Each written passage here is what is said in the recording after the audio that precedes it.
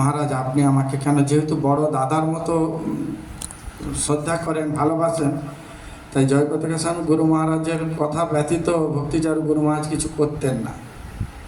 তাই কেন না, যখন আশ্রমে কিছু অসুবিধার জন্য মনোমালিন্য হয়ে মহারাজ যখন ঘর চলে গিয়েছিলেন, তো জয়প্রতাকা স্বামী গুরু মহারাজ ওনার বাড়িতে গিয়ে বলছে, শুনো শুনো, তুমি কখন এলে বাড়ি? বলছে, মহারাজ সকালেই চলে এসেছি। বলছে, তোমার ব্যাগটা নিয়ে আসো তো, ব্যাগের মধ্যে আমার খুব দামি জিনিসটা রয়ে গেছে। তো সন্ন্যাসী একজন বলছে, দামি জিনিস?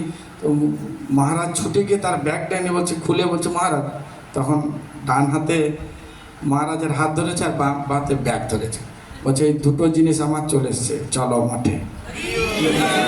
তো এটা আমি ভক্তিচারু গুরু মহারাজের মুখে শুনেছিলাম, উনি বলেছিলেন এটা। আর বলেছিল যে আমি মহারাজকে তখন প্রশ্ন করেছিলাম, মহারাজ আপনি আমার বাড়ির ঠিকানা পেলেন কোথায়? বলছে, কেন, তুমি সেই মঙ্গল আরতি যখন প্রথম গিয়েছিলে, ওখানে মঙ্গল আরতিতে ফর্ম দেওয়া হতো, সেইখানে অ্যাড্রেস পেয়েছি। তা আগে ফর্ম দেওয়া হতো, আর এখন হচ্ছে কুপন দেওয়া হয় প্রসাদ খেতে।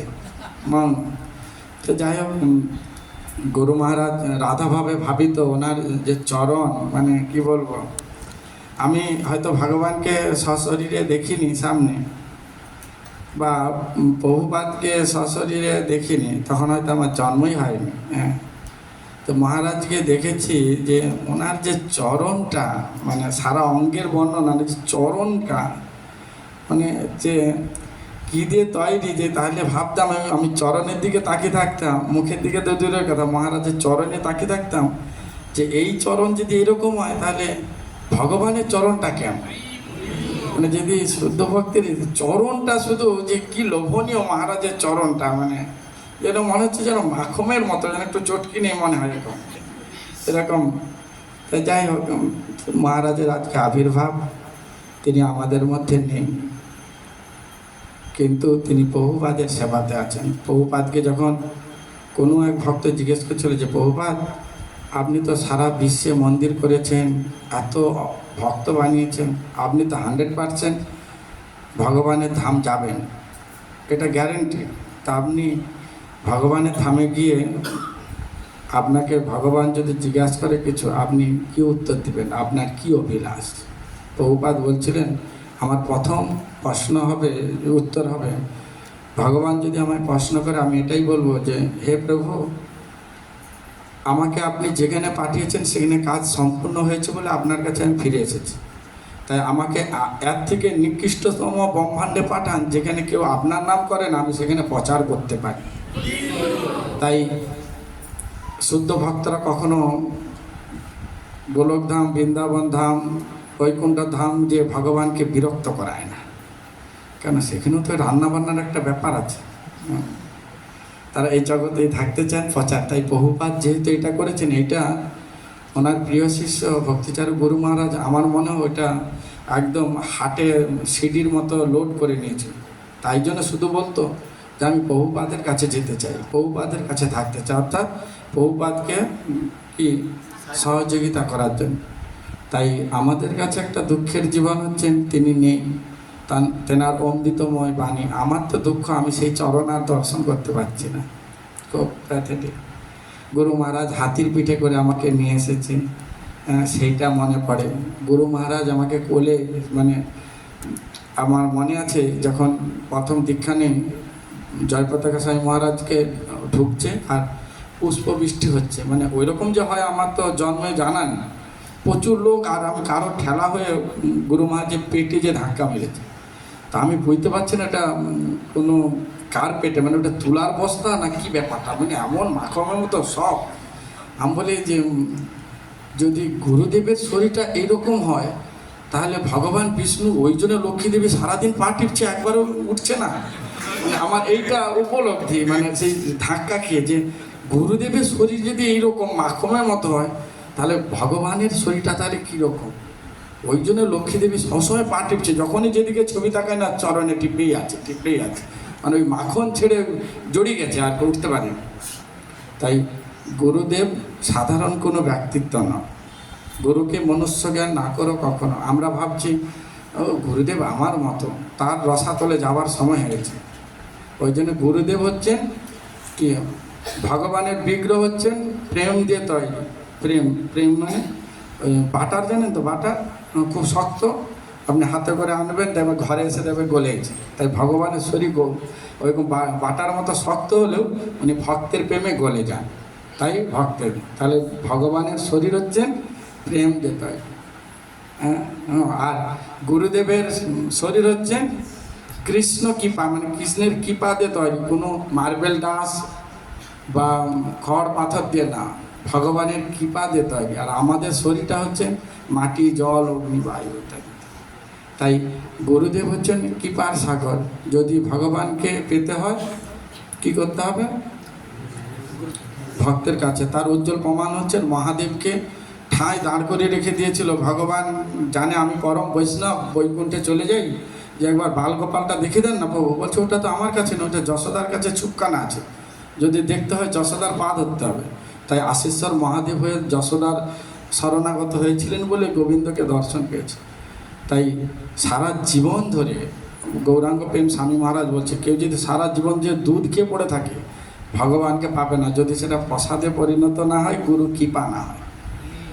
ওই জন্যে ইস্কন এমন একটা, যদি ইস্কন আজকে না প্রতিষ্ঠা হতো, তাহলে সারা বিশ্বে দূরবীন দিয়ে দেখতে হতো যে সনাতন ধর্মটা কি।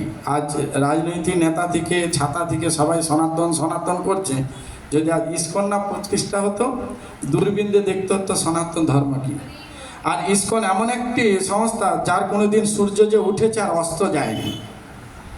অস্ত যায়নি মানে বুঝতে পারছেন, এখানে মঙ্গল আরতি হচ্ছে, কথা ভোগ আরতি হচ্ছে, কথা সন্ধ্যা আরতি হচ্ছে, আবার কথা ভগবান শয়ন হচ্ছে, আবার সেখানে মঙ্গল আরতি হচ্ছে। ওই জন্যে সব জায়গায় চলছে। সেই এতে আছি আমরা।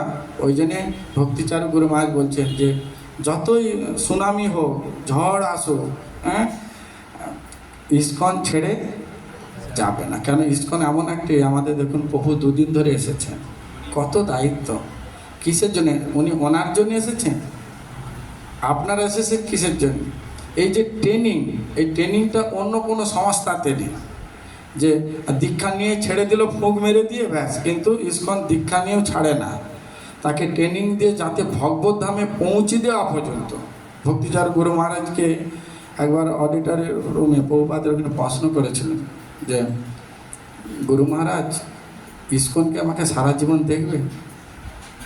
তখন গুরু মহারাজ ঘুরে বলছেন, তুমি কি ইস্কনকে সারা জীবন দেখবে? বলছে হ্যাঁ। বলছে তুমি যদি সারা জীবন দেখো, তুমিই তো ইস্কন। আরেকটা বলেছিলেন যে গুরু মহারাজ আমি তাহলে আপনার কাছে দীক্ষা পেয়েছি, ভগবত ধাম যাবো তো? বলছে হ্যাঁ অবশ্যই। তো নৌকার মাঝি, আমি তো নৌকার কি, নৌকাতে বসে থাকতে হবে।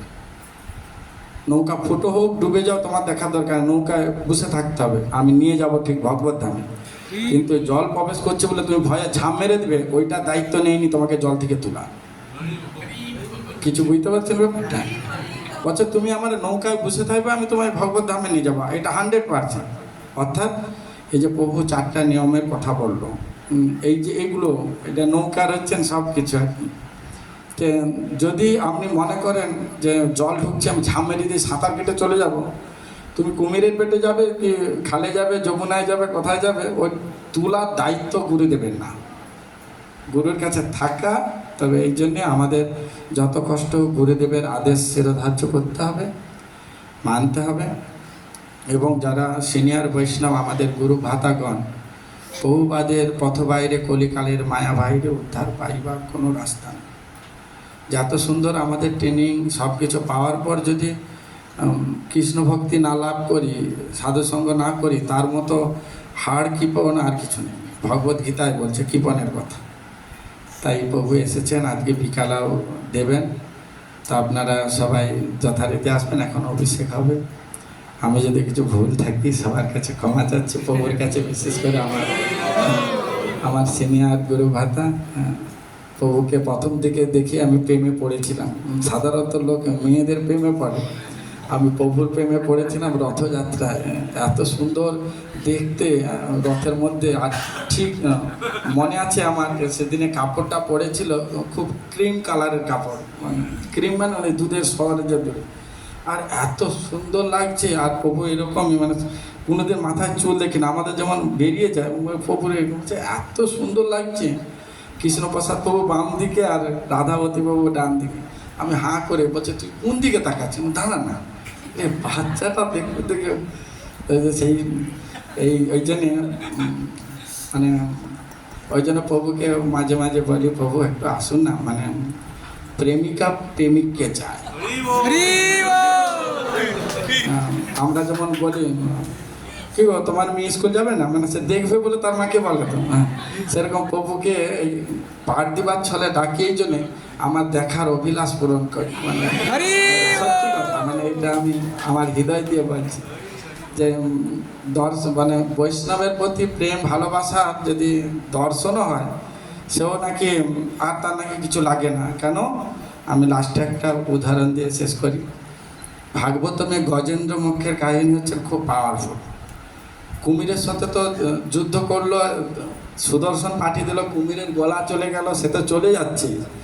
মাঝখানে ভগবানের সাথে দেখা হতে সে তো স্তুতি টুটি করে আগে পৌঁছেছে, তারপরে ধরে তো গজেন্দ্র ফুল নিয়ে আছে, তো সব স্তুতি টুটি করার পর গজেন্দ্র একটাই প্রশ্ন করেছিল, প্রভু গো ও তো আমাকে কামড়িয়ে আমার রক্ত খেয়ে খেয়ে বলিষ্ঠ হয়েছে, ও আগে চলেছে আর আমি এত কাঁদলাম, এত ফুল দিলাম, আমি এখনো পড়ে আছি, আমাকে লাস্টে করছেন। তখন ভগবান বলছেন, দেখো গজেন্দ্র, তুমি আমার পরম বৈষ্ণব, আর ও যে আমার বৈষ্ণবের চরণ ধরেছে, তাই যে আমার প্রিয় ভক্ত বৈষ্ণবের চরণ ধরেছে তাকে তো আগে উদ্ধার করতে হবে। তাই যে ভগবানকে যদি পেতে হয় বৈষ্ণবের চরণ ধরে রাখতে হবে। হ্যাঁ, বৈষ্ণব যদি আপনার প্রতি খুশি হয়ে যায় আর কিচ্ছু করার লাগবে না, অটোমেটিক। কেন? ধ্রুব মহারাজের মা কিন্তু কিছু করেনি, কিন্তু আগে গেছে। তাই বৈষ্ণবের প্রতি প্রেম ভালোবাসা, তাদের কথামৃত আস্বাদন করা, এটা আমাদের রুচিতে আনতে হবে।